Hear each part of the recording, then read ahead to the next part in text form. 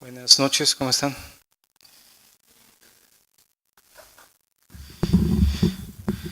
Esta es nuestra clase número 3 o 4. ¿4? 3. Entonces hoy cumpliríamos el primer mes. Y bueno, ¿cuál es la serie que hemos estado llevando? Bueno, es el Ministerio del Matrimonio, ¿sí recordamos? Y las dos clases anteriores el tema fue cambio necesario, ¿no? En el matrimonio. Veíamos, bueno, primeramente quién creó el matrimonio, todo eso que de alguna forma creo debemos de saber, pero no estaba de más volverlo a fundamentar, ¿no? Y vimos en qué estaba fundado nuestro matrimonio, qué expectativas teníamos, ¿sí recordamos?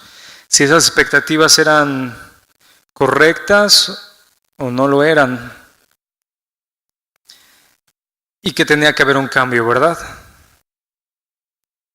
Un cambio de nuestras expectativas, un cambio de nuestra mente, de nuestro corazón, de nuestra voluntad, porque si no, pues ahora sí que nada iba a cambiar, ¿no? Y lo que vamos a ver en esta enseñanza es el propósito del matrimonio. El propósito del matrimonio.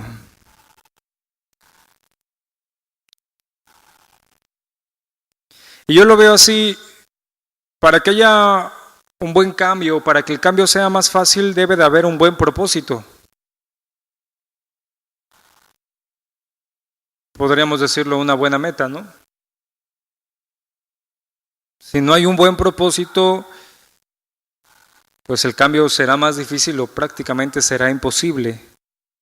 Porque ¿por qué quiero cambiar algo si yo quiero llegar allá? ¿Sí me entienden? Y bueno, empezaríamos con estas preguntas. ¿Por qué estoy casado? ¿Por qué estás casado o casada? ¿Cuáles fueron tus motivos cuando te casaste? ¿Cuáles fueron tus motivos cuando te casaste? ¿Y cuáles son tus propósitos ahora como matrimonio?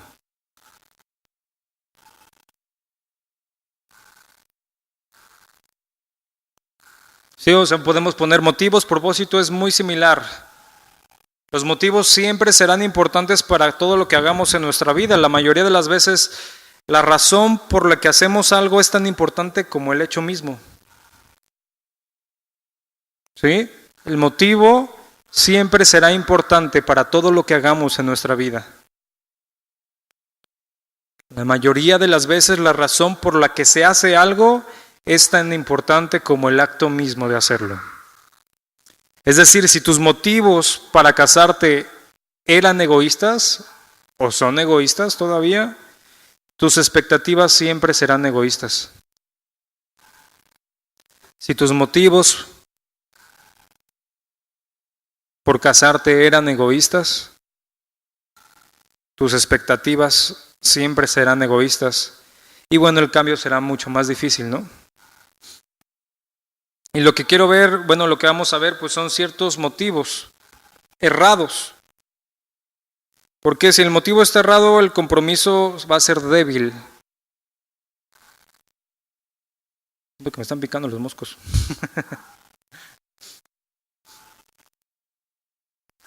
Un motivo errado producirá un compromiso débil en el matrimonio. ¿Por qué? Porque no vas a reconocer la responsabilidad que conlleva haberte unido en matrimonio.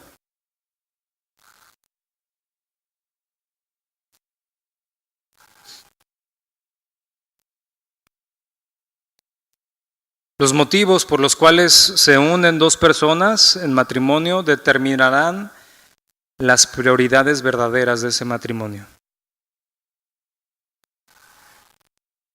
Los motivos por los cuales se unen dos personas en matrimonio determinarán las prioridades verdaderas.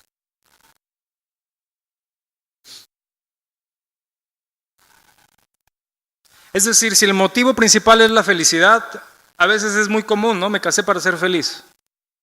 Es como algunas veces o muchas veces lo he escuchado. Es que me casé para ser feliz. Si nuestro motivo principal es la felicidad, veremos al matrimonio como la fuente para satisfacer ese motivo. Y por consecuencia nuestro cónyuge será el principal agente para dárnoslo. ¿Sí me entienden? Si mi motivo principal para casarme era la felicidad, ser feliz, pues entonces voy a ver el matrimonio como esa fuente para satisfacer ese motivo. Entonces mi cónyuge por consecuencia va a ser el principal agente para dármelo. Y si no me hace feliz, ahí es donde empiezan los problemas. Porque mi motivo no era el correcto. Y algo más importante, los motivos o el propósito por el cual yo me casé van a determinar si habrá bendición de Dios o no en ese matrimonio.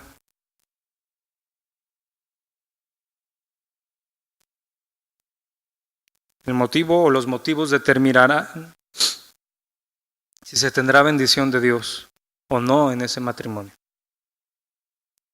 Y recordemos algo bien importante, algún día estaremos delante de Dios dando cuentas como cristianos, ¿sí o no? Lo hemos hablado, lo puede usted leer, vamos a leerlo, segunda carta a los Corintios 5:10. Segunda carta a los Corintios 5:10.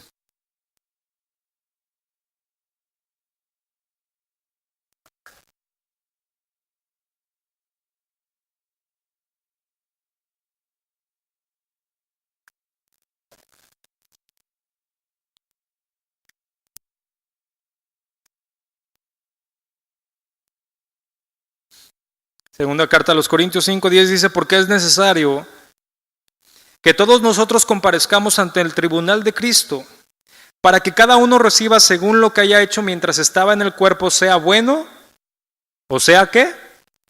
Malo. Cada uno de nosotros tendremos que rendirle cuentas a Dios aún de nuestros motivos, porque tanto nuestros motivos como nuestras decisiones serán probados bajo la santidad y la justicia de Dios. Daremos cuentas no solo de lo que hicimos, sino también por qué lo hicimos. Porque recordemos, para Dios no hay nada oculto. Eso todavía es más profundo, ¿no? Si daremos cuentas de todo, no solo de lo que hicimos, sino por qué lo hicimos.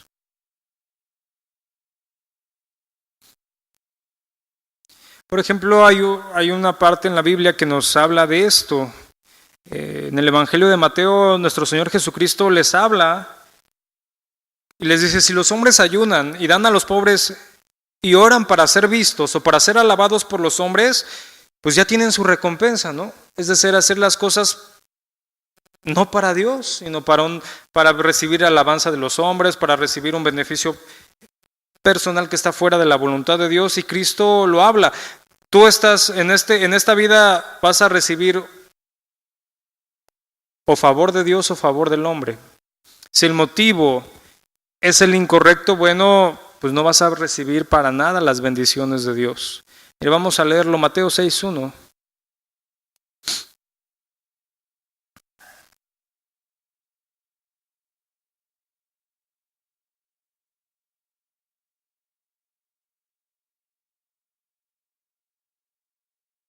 Dice ahí Mateo 6:1, guardaos de hacer vuestra justicia delante de los hombres para ser vistos de ellos. De otra manera no tendréis recompensa de vuestro Padre que está en los cielos. Te voy a leer otra versión, dice, mucho cuidado con andar haciendo buenas obras para que los demás te vean y se admiren. Los que hacen esto no tendrán recompensa del Padre que está en el cielo. Dice, mucho cuidado de andar haciendo buenas obras para que los demás te vean y te admiren. Los que lo hacen no tendrán recompensa del Padre que está en los cielos. Cada persona, y más los que estamos aquí, hablando directamente a nosotros, tuvo algún motivo para casarse. Y varía de una persona a otra, ¿no? Pero debemos de entender, esa motivación para haberlo hecho es muy importante en el matrimonio.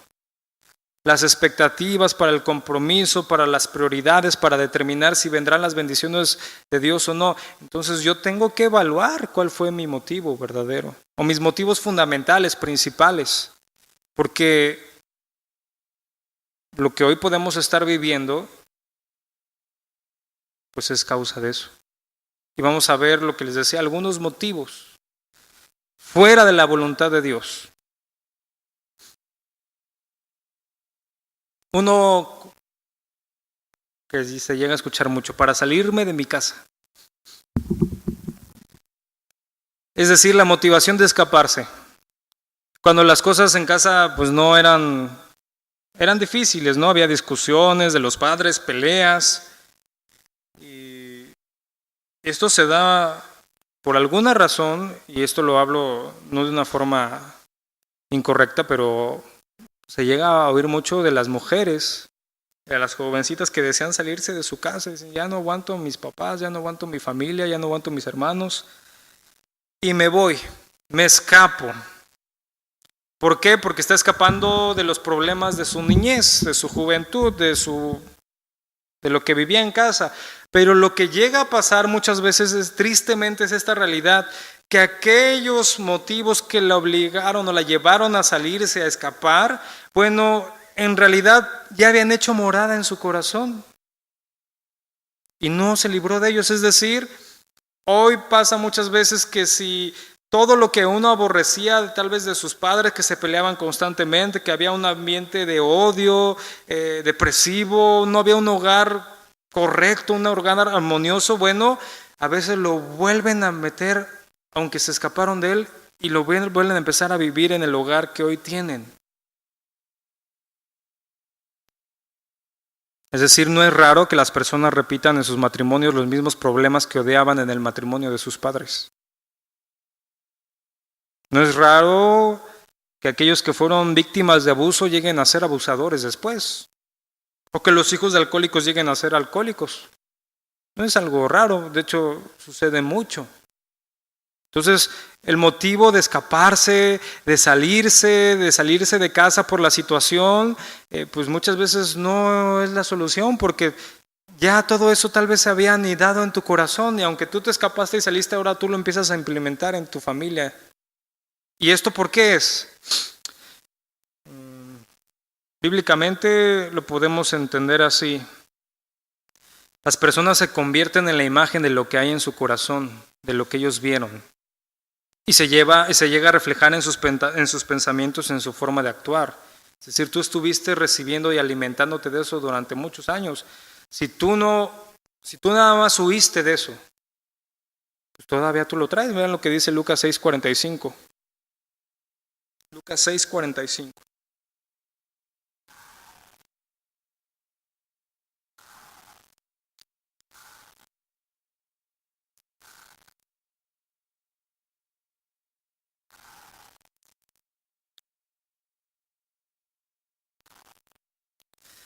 Dice, el hombre bueno, del buen tesoro de su corazón saca lo bueno, y el hombre malo, del mal tesoro de su corazón saca lo malo.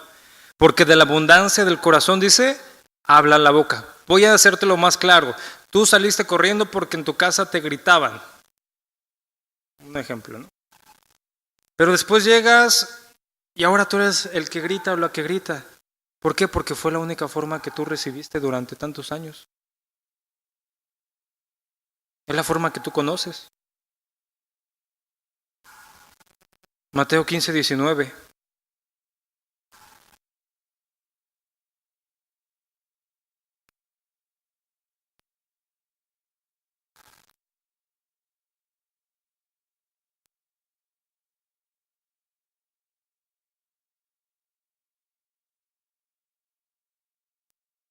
Mateo 15:19 dice, porque del corazón salen los malos pensamientos, los homicidios, los adulterios, las fornicaciones, los hurtos, los falsos testimonios, las blasfemias. ¿De dónde? Del corazón.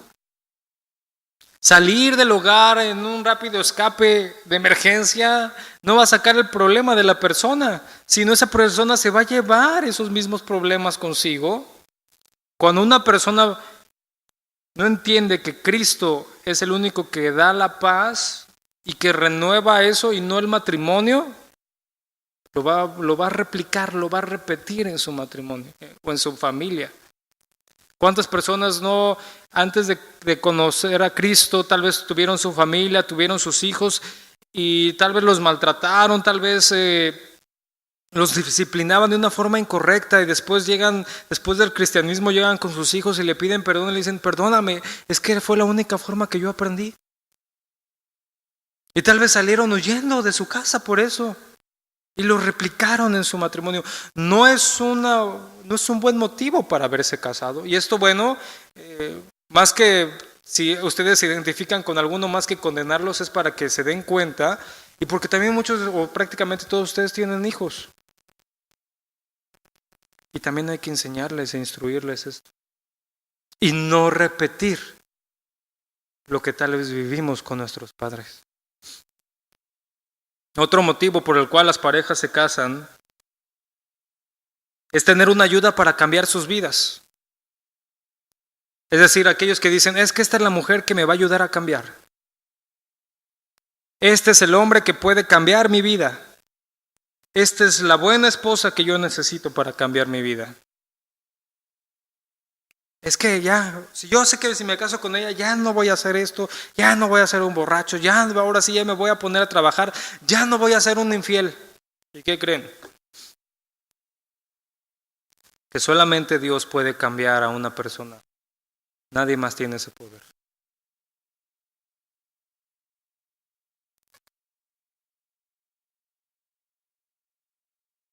Segunda carta a los Corintios 3:18.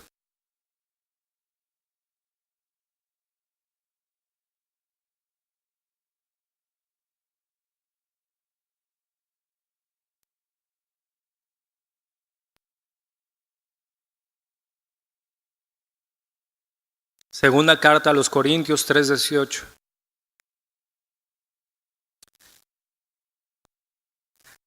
Estamos ahí, dice, por tanto, nosotros todos, mirando a cara descubierta como en un espejo la gloria del Señor, somos transformados de gloria en gloria en la misma imagen como por el Espíritu del Señor. También pueden apuntar ahí, no lo busquen, apunten el Salmo 51:10, ya búsquenlo en su casa.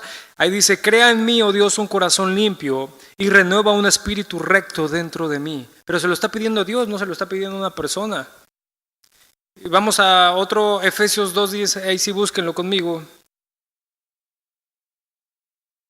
Efesios 2:10.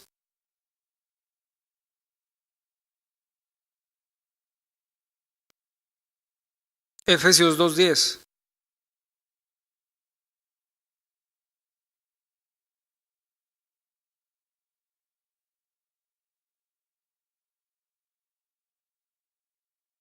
Dice, porque somos hechura ¿de quién? ¿De tu esposo? ¿De tu esposa? ¿De quién está hablando con ese? Porque somos hechura suya. Pues, del Altísimo, ¿no?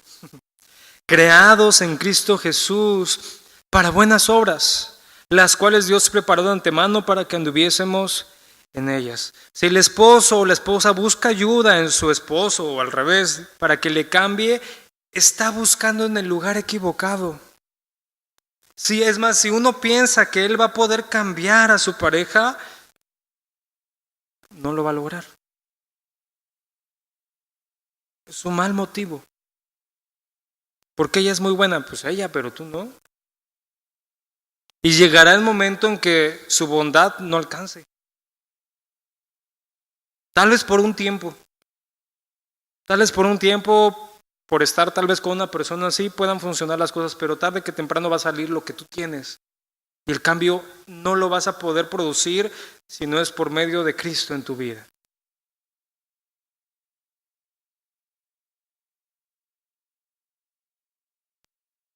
Otro motivo que está en dos partes es, bueno, los hijos, ¿no? Hay gente que se casa para tener hijos y hay gente que no se divorcia porque tiene hijos.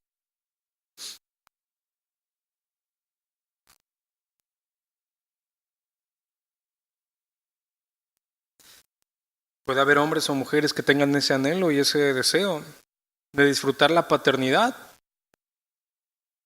Pero el problema es cuando los hijos llegan a tomar el primer lugar.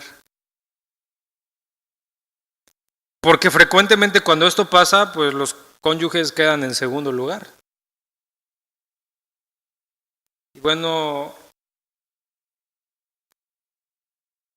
hay una estadística de las personas con problemas en su matrimonio y dice que el 40% de las parejas dicen que tener hijos en casa es un factor que impide que se divorcien.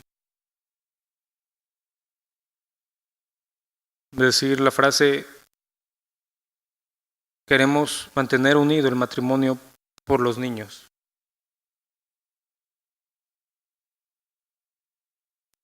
Entonces no va a haber una unidad verdadera.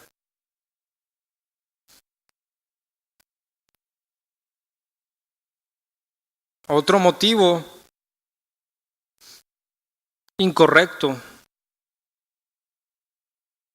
Algunos ven el matrimonio como una salida para satisfacer la necesidad sexual.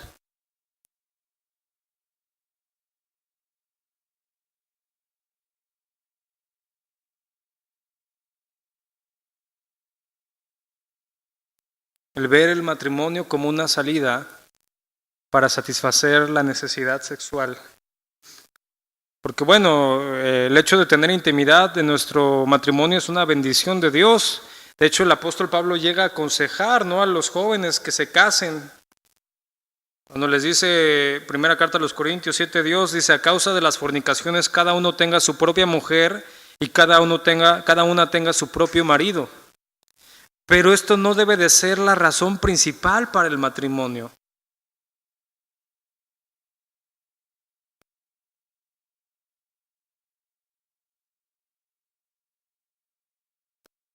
O sea, decir, bueno, es que me ando quemando, entonces mejor me caso.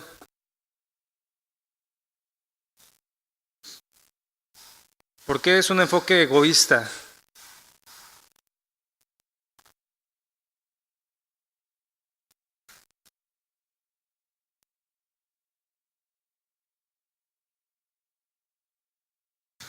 Sabe Dios.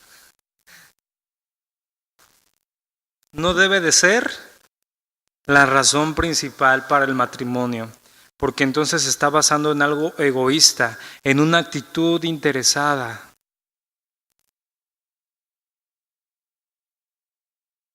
Es decir, este deseo normal, natural, que encuentra la satisfacción en el matrimonio, debe de estar equilibrado a los propósitos de Dios. O sea, no puede ser el motivo principal. ¿Por qué es y van muy de la mano algunos?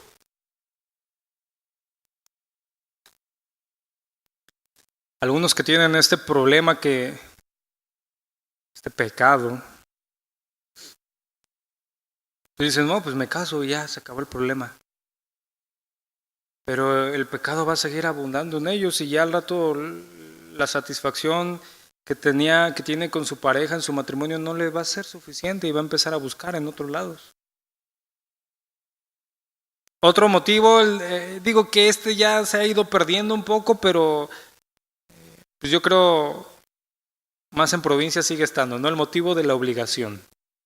¿Por qué? Porque en las grandes urbes ya se piensa muy diferente, ¿no? En las grandes ciudades ya no es igual. ¿Qué es el motivo de la obligación? La presión de casarse. Es decir, la persona que ya se empieza a sentir presionada por casarse. Porque socialmente es aceptable casarse. Cuando le llegan a empezar a decir, le dicen, no, es que ya el tiempo ya se te está, ¿cómo? Ya se te va el tren, ya está yendo el tren. Ya estás llegando a la última oportunidad para encontrar pareja. Incluso la presión de los miembros de la familia, ¿no? Aunque la familia sea cristiana, te dice, estamos orando por ti para que encuentres pareja y te cases y nos des nietos. ¿O cuándo te vas a casar? ¿O harías una buena pareja con fulano, con sutano? Yo la otra vez estaba pensando en esto En las iglesias, ¿sabe lo que se da? La euforia cuando uno se casa. Una pareja de jóvenes se casa y todos empiezan, ay, ya, como si ya se van a acabar, ¿no? Lo he visto en algunas congregaciones que una o dos parejas de jóvenes se casan y todos empiezan a ver cuántas hay. Si no, nada más queda una y viola. Y no es una forma correcta. O por ejemplo, también en este motivo de obligación que se llega a dar, bueno, parejas que tal vez no se esperaron para tener intimidad antes del matrimonio y dicen, bueno, es que ni modo me tendré que casar con él o con ella.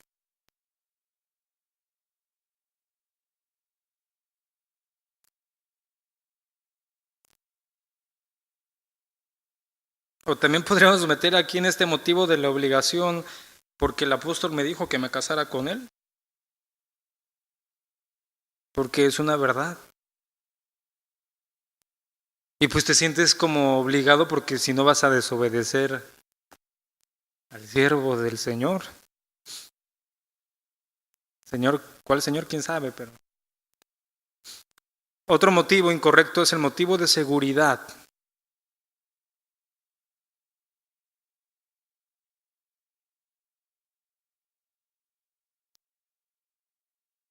Es dependencia total.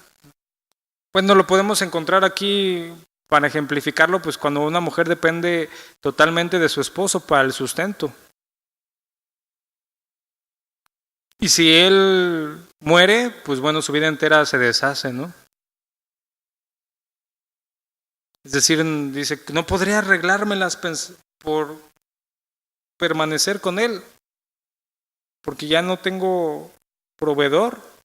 Y dentro de esto también hay mujeres que sufren terribles cosas y dicen, no, pero es que, o sea, ya me imagino ya una violencia, ¿no? Dicen, es que si me voy, pues ¿qué hago? Oye, pero ya te va a matar, pues ni modo, pero si no, ¿cómo le hago? Es decir, el problema no es depender de la protección y del cuidado del esposo, sino depender más de eso que de la provisión que Dios da.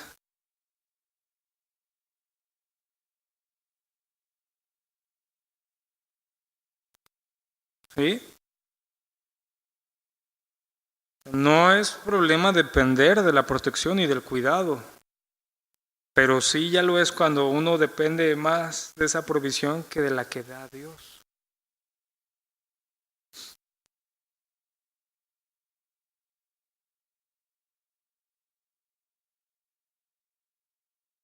Porque, digo, eso no me lo contestes, pero ponlo ahí, ¿por qué me casé? ¿Cuál fue mi motivo? Porque aquí hablamos a grandes rasgos, pero puede haber otros que estén igual de mal que estos, ¿no? ¿O por qué permanezco hoy casado?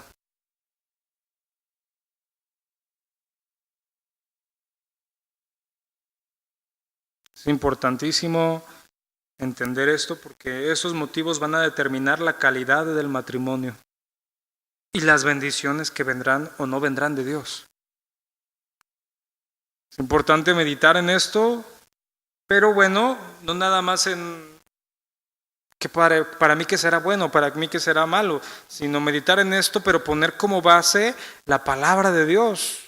La Biblia nos dará la palabra de Dios, las escrituras nos darán motivos verdaderos y fundamentales para cuáles nos deberíamos de casar. ¿Sí o no? ¿Qué dicen?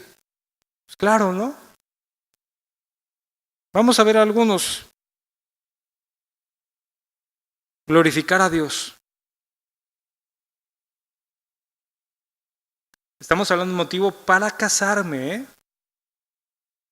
El motivo de glorificar a Dios.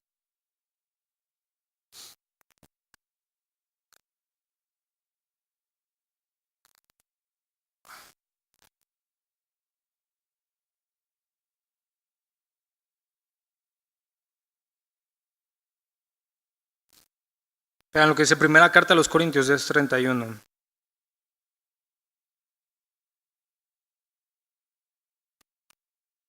Primera carta a los Corintios 10:31.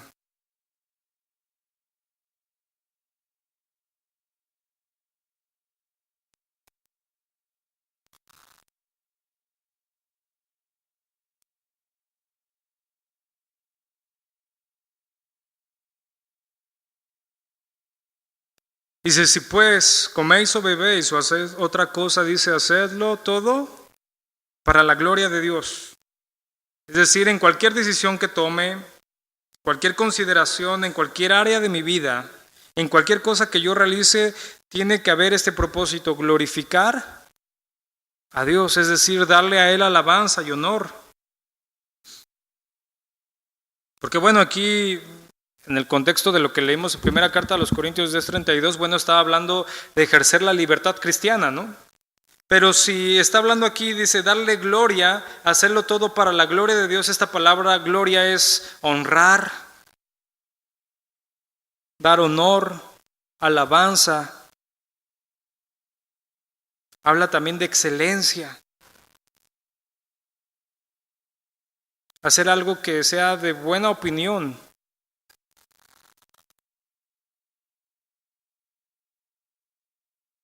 Si dice, si el comer y beber lo debemos de hacer para darle gloria a Dios, bueno, cuanto más el matrimonio, ¿no? Porque esas son cosas básicas de la vida, ¿no? Es decir, vamos a entender, hay dos grandes reglas para guiar nuestras vidas cristianas. La primera es darle gloria a Dios.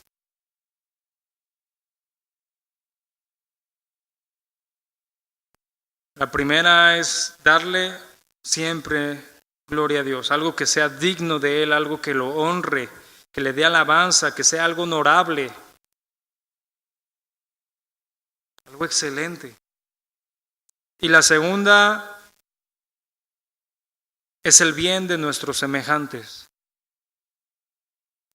Y aterrizándolo es el bien de tu esposo o de tu esposa, ¿no? La primera es darle gloria a Dios y la segunda es el bien de nuestros semejantes.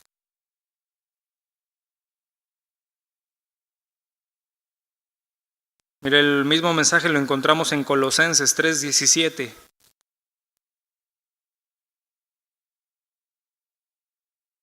Colosenses 3:17.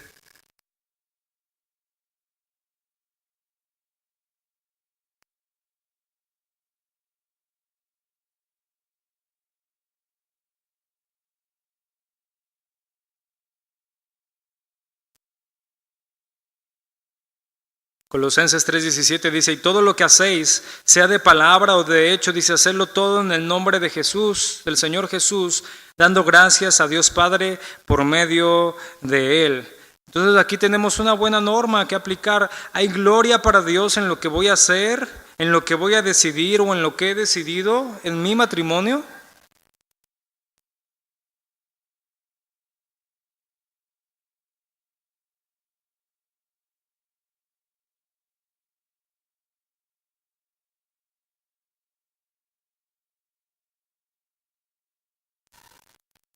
Es decir, ¿es la prioridad de tu matrimonio darle gloria a Dios? Es un motivo bueno, un motivo que deberíamos de tener es glorificar a Dios. El siguiente es el motivo del ministerio. El motivo del ministerio. ¿Qué es ministerio? Servicio, ¿no? Mateo 20:28.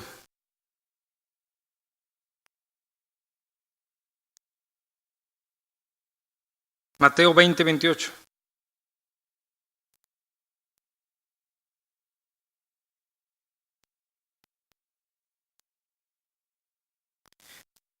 Dice ahí, como el Hijo del Hombre no vino para ser servido, sino para servir y para dar su vida en rescate por muchos. Aquí esta palabra, bueno, para ser servido o servir, bueno, es servidor, que es siervo, asistente, asistir, servir, ministrar.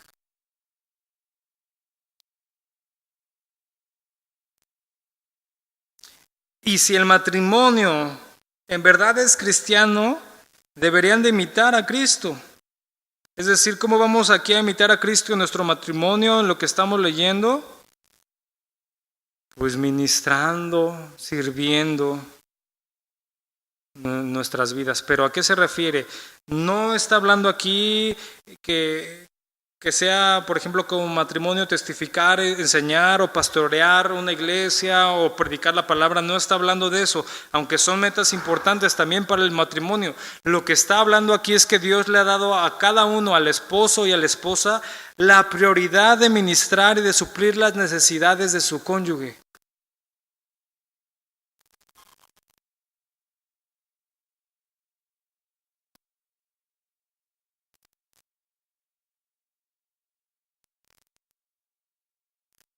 Ese es el servicio primordial.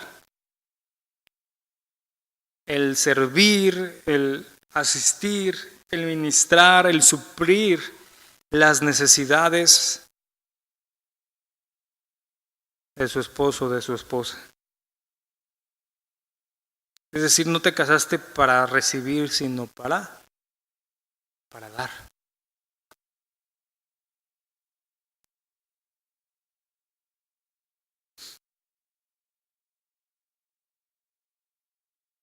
Y el no tomar este motivo como primordial en nuestro matrimonio, bueno, lo que va a pasar es, vamos a degenerar el mismo y vamos a convertirlo en una manipulación en vez de un ministerio. Es decir, ya no doy para agradarte, sino también puedo empezar a dar para que ya sé que si yo te doy esto, tú me vas a dar el otro. Entonces ya empieza la manipulación. Alguna vez escuché a algún pastor hablar de que es un error cuando la mujer quiere algo, obtenerlo por vía de los medios que ella sabe cómo va a doblarle las manos a su esposo. Y a veces llega a la parte hasta en lo sexual. Es triste, pero es una realidad que a veces pasa. Entonces ya no está supliendo eso en este sentir de servir, sino lo está supliendo porque sé que si yo doy, tú das. O al revés, ¿no? El esposo puede hacer exactamente lo mismo.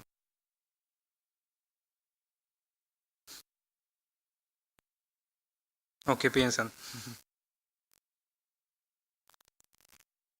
Otro motivo correcto, y creo que es uno de los más importantes, imitar al Señor. Pero vamos a ver a qué me refiero aquí. Imitar al Señor.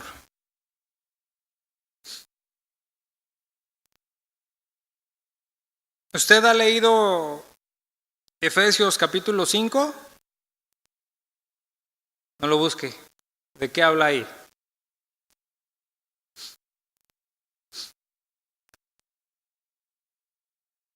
A ver, búsquelo.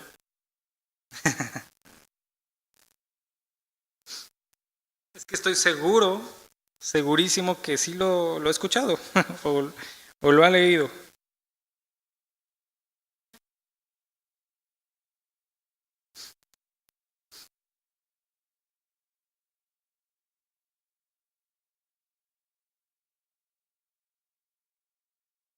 ¿Qué dice ahí?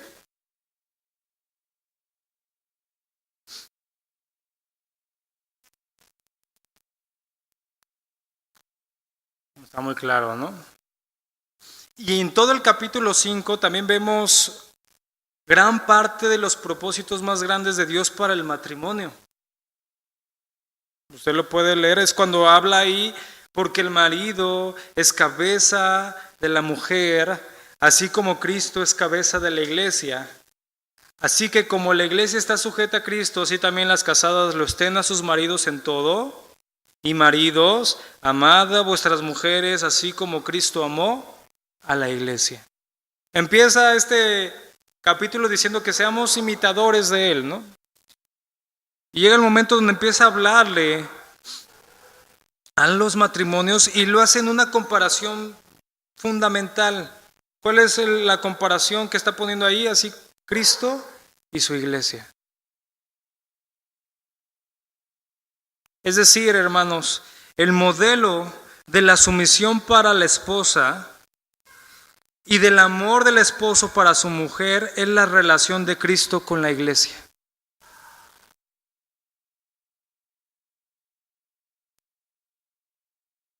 El modelo de la sumisión para la esposa y del amor del esposo para su mujer es la relación de Cristo con la iglesia. Para que un cristiano entonces entienda el matrimonio, de qué se trata, pues primero deben entender la relación tan especial que hay entre Cristo y su iglesia. Es primordial entenderlo.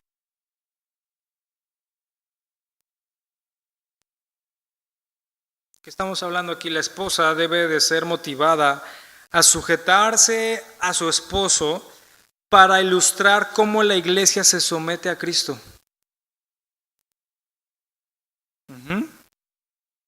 A ver, se lo repito.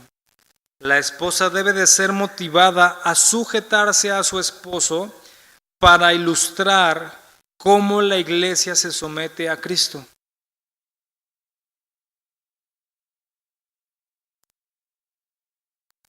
El marido, el esposo, es motivado a amar a su esposa de tal manera que ilustre el amor de Cristo por la iglesia.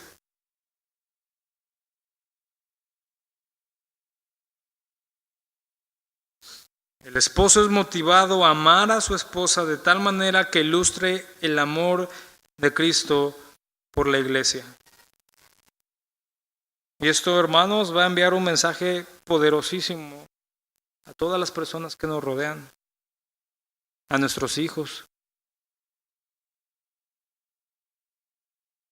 Porque el mismo Señor Jesucristo habla que el testimonio de las relaciones cristianas puede alcanzar aún a otras personas. Y más, ¿cuál será la relación más fundamental entre cristianos? Pues el matrimonio, la familia. Vean lo que dice Juan 13:35.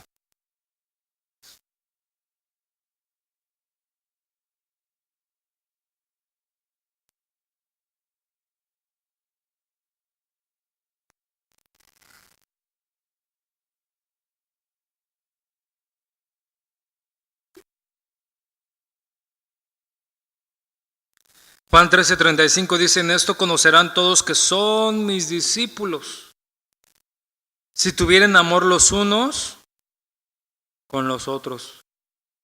No dice: en esto conocerán que son mis discípulos si predican bien. ¿O sí?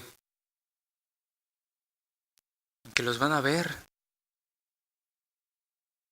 Y por ejemplo, como parejas maduras aún de la iglesia, también es una responsabilidad para enseñarle a las parejas nuevas que sí se puede tener un matrimonio en Dios, conforme Dios y bendecido por Dios.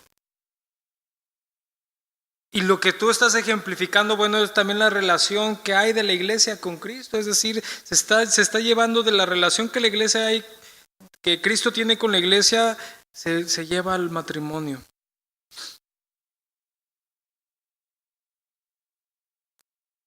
Otro texto de esto, Juan 17:21.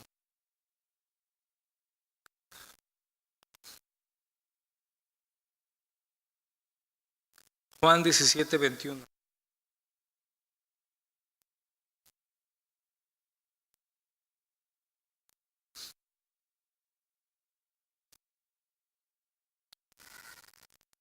Dice ahí: para que todos sean uno, como tú, oh Padre, en mí y yo en ti, que también ellos sean uno en nosotros, para que el mundo crea que tú me enviaste. Dice: la gloria que me diste yo les he dado para que sean uno, así como nosotros somos uno. Yo en ellos y tú en mí, para que sean perfectos en unidad, para que el mundo conozca que tú me enviaste y que los has amado a ellos como también a mí me has amado. Nuestro Señor sabía que el mundo observaba a los cristianos y que el mensaje de amor y de unidad entre los creyentes envía un mensaje poderoso a los que no lo conocen.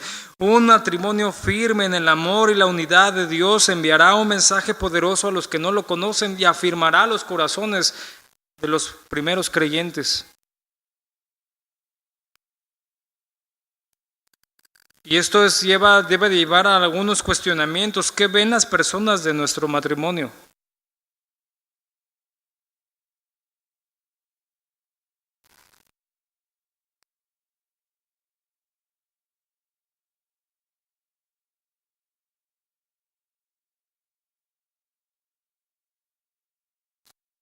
¿sí? Que ven las personas, que ven aún nuestros hermanos en la congregación de nuestro matrimonio.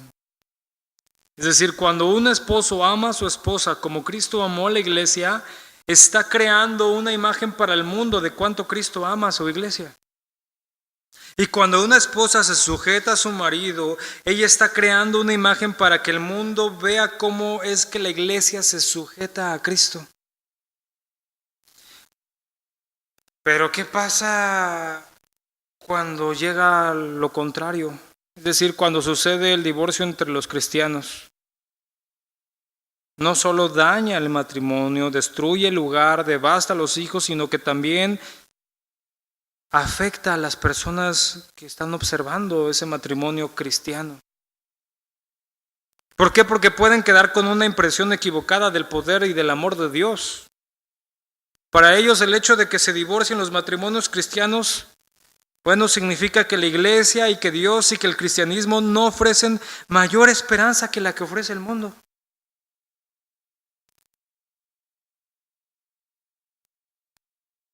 Es decir, Dios desea que a través del matrimonio sea reflejado su amor, su paz y su unidad.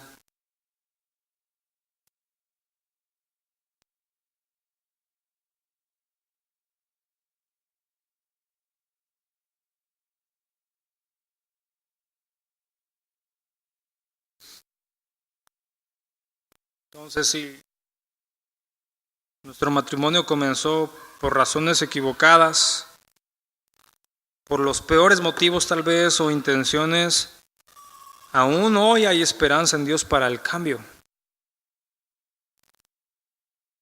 Pero no podremos glorificar a Dios a menos que nuestras vidas estén en armonía con Él y sus preceptos. Y ningún rasgo de nuestra conducta debe de impedir que la gloria de Dios se refleje a través de nosotros.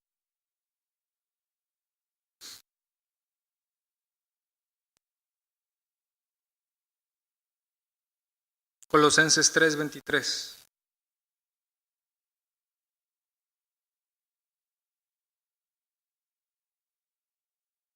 Colosenses 3:23.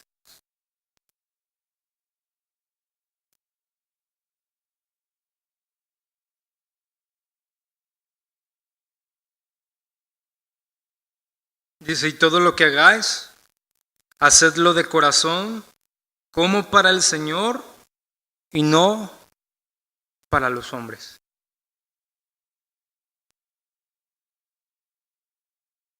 Nuestro principal objetivo de nuestra vida, aún de nuestro matrimonio, debe de ser exaltar la gloria de Dios. Y esto es verdaderamente morir a uno mismo, entregarnos a Él y entregar todo.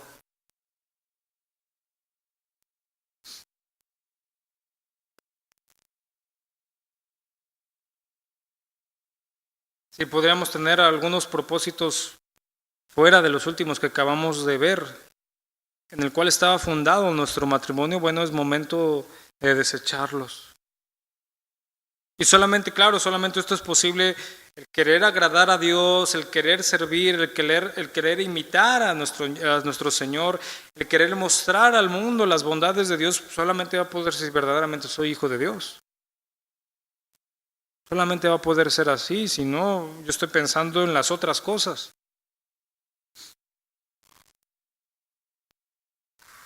Es decir, aquí todo el egoísmo, el egocentrismo, todo lo que nada más es como para mí tiene que morir. Porque si no voy a estar pensando en mí todo el tiempo.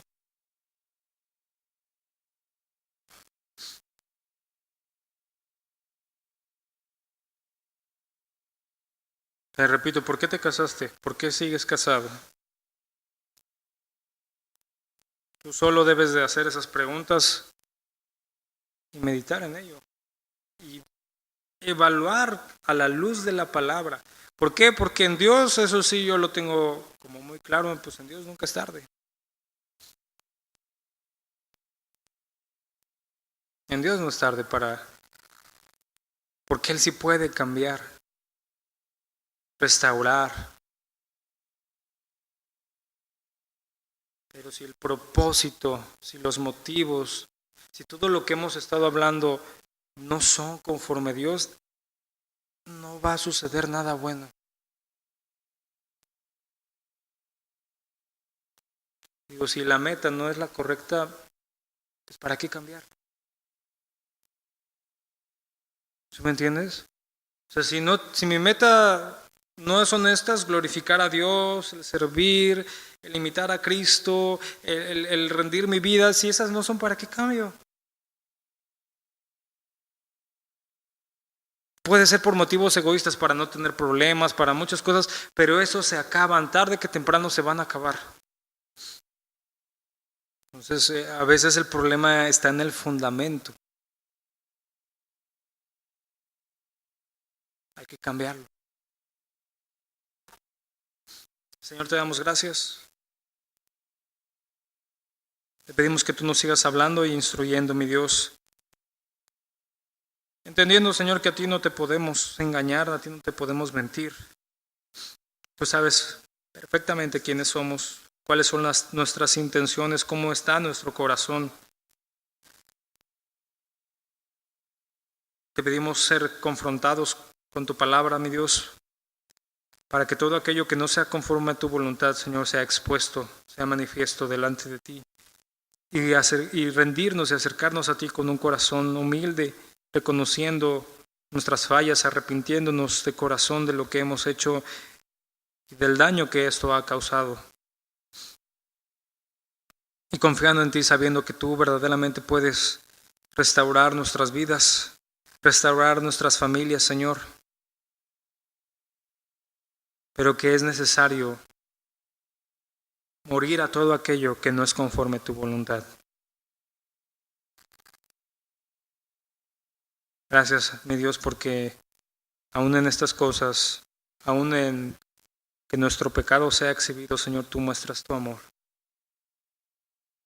Tú nos estás mostrando tu gracia, tu misericordia. Porque no nos dejas ahí en la muerte, sino nos das vida. Gracias te damos. Te pido, mi Dios, por estas familias que están aquí, aún por los que no pudieron venir, Señor, pero principalmente por los que están aquí porque han dispuesto su corazón para escuchar tu palabra, mi Dios. Gracias, Señor, por ellos, bendícelos, guarda sus vidas. Y aquí estamos delante de ti, en el nombre de nuestro Señor Jesús. Amén.